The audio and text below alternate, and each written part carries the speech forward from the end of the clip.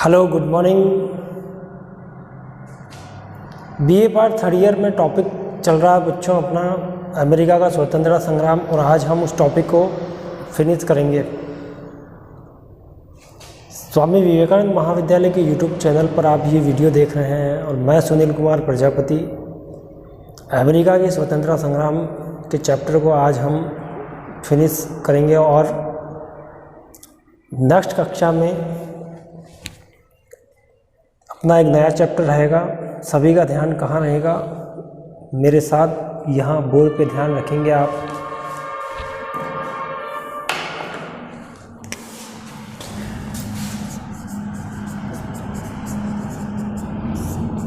America का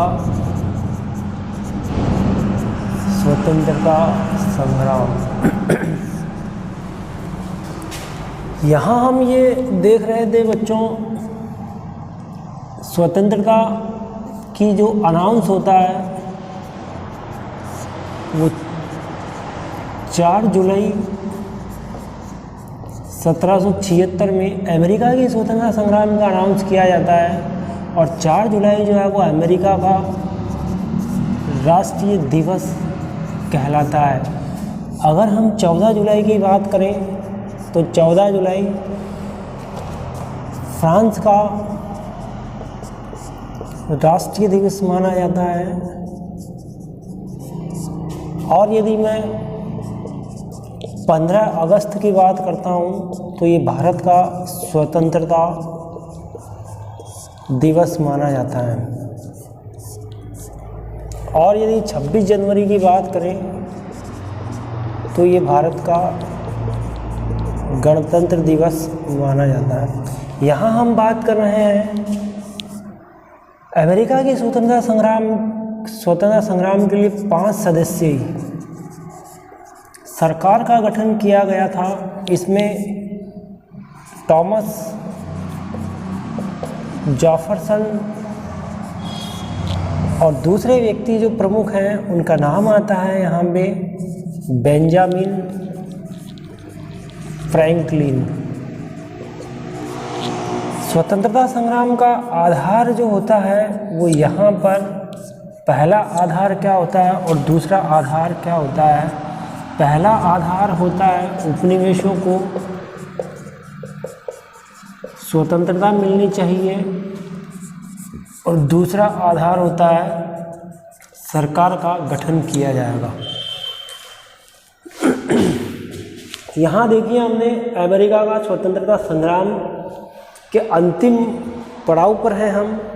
मैंने बताया यहाँ पे 4 जुलाई 1776 ईस्वी को यहाँ स्वतंत्रता संग्राम का अनाउंस किया जाता है यहाँ पे। फिर मैंने कहा इसको एक राष्ट्रीय दिवस कहा जाता है। फिर 5 सदस्यीय सरकार का गठन किया जाता है।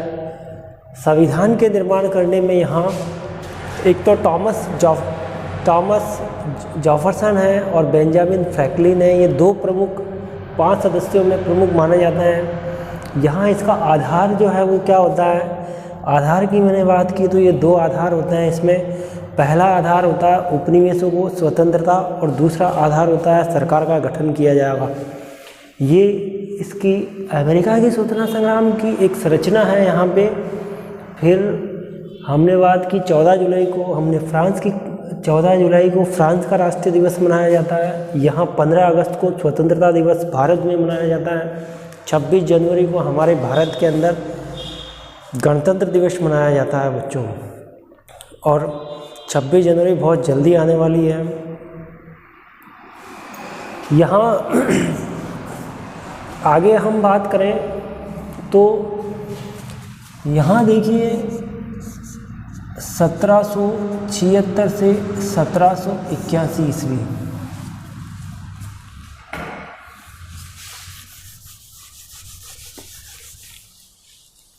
से 1781 ईस्वी।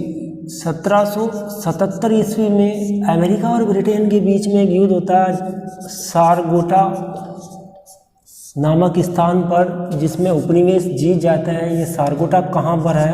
उत्तरी अमेरिका के हडसन नदी के किनारे पर यह स्थान स्थित है और यहाँ विजयश्री किसको मिलती है? उपनिवेशों को। उपनिवेश यानी अमेरिका ब्रिटेन वालों को पराजित करते हैं यहाँ पे। ये पहला सारगोटा का युद्ध कहलाता है। और यदि इसके बाद हम बात करें 1781 में एक दूसरा युद्ध होता है यहाँ पे, और वह दूसरा युद्ध जो है यॉर्कटाउन नामक स्थान पर होता है। अब बोले तो यॉर्कटाउन कहाँ पर स्थित है? ये दक्षिणी अमेरिका में एक जगह होती है जहाँ पर यॉर्कटाउन है, और यहाँ पर कॉर्नवालिस का नाम आधुनिक भारत के इतिहास में ये गवर्नर जनरल होता है। भारत में भी इनका आगमन होगा, लेकिन ये यहाँ पराजित हो जाता है अमेरिका में। कॉर्नवालिस ब्रिटेन से यहाँ ब्रिटिश गवर्नर होते हैं, यहाँ ये पराजित हो जाते हैं। इनका नाम जो है वो धूमिल हो जाता है। यहाँ भी विजयश्री उपनिवेशों को प्राप्त होती है।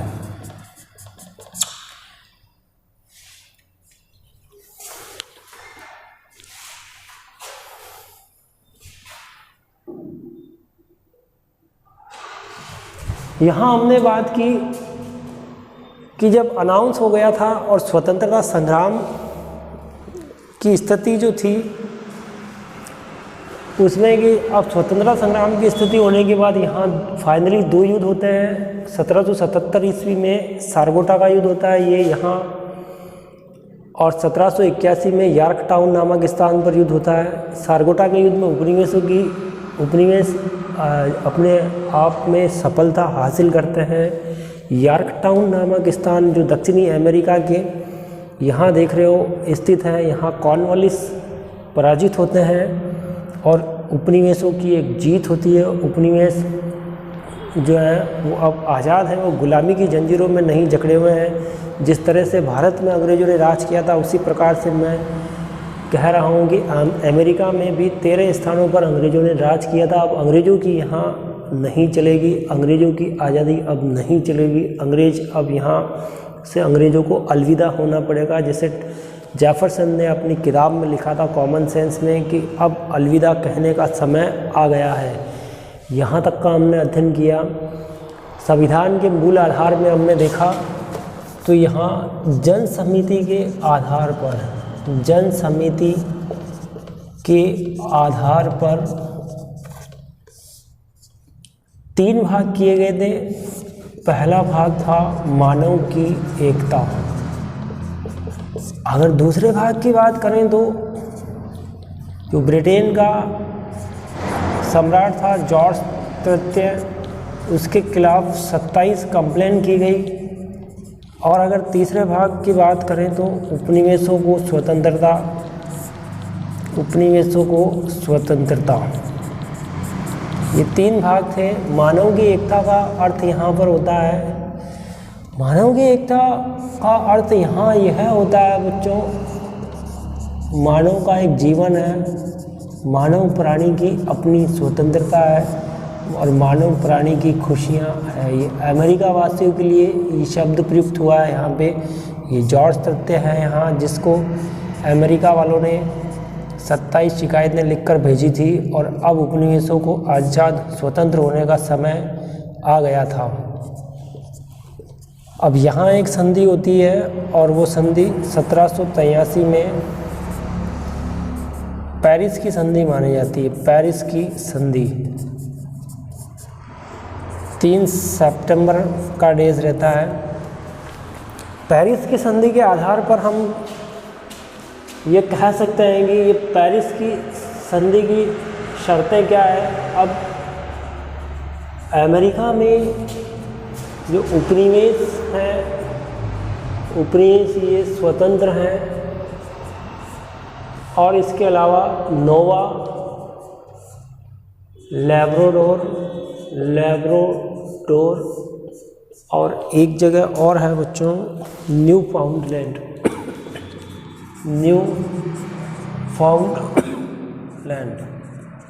ये फ्रांस को मछली पकड़ने के लिए जगह दी गई थी।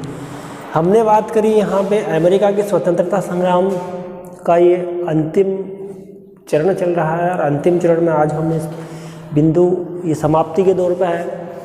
यहाँ मैंने आपको बताया अमेरिका का स्वतंत्रता संग्राम 4 जुलाई 1776 को यहाँ पर अमेरिका का स्वतंत्रता संग्राम हम देख रहे हैं कि ये 4 जुलाई 1776 को अनाउंस किया था। जिस तरह से भारत के अंदर अनाउंस होता है उसी तरह से 15 अगस्त अनाउंस हुआ था, 26 जनवरी गणतंत्र दिवस अनाउंस हुआ था, 14 जुलाई जो है वो फ्रांस का राष्ट्रीय दिवस मनाया जाता है। उसी तरह से यहाँ जो है यहाँ 5 सदस्यीय सरकार का गठन किया गया था। संविधान में 2 प्रमुख थे, एक जेफरसन था, एक बेंजामिन फ्रैंकलिन को हमने देखा आधार क्या है, उपनिवेशों की स्वतंत्रता ये आधार है।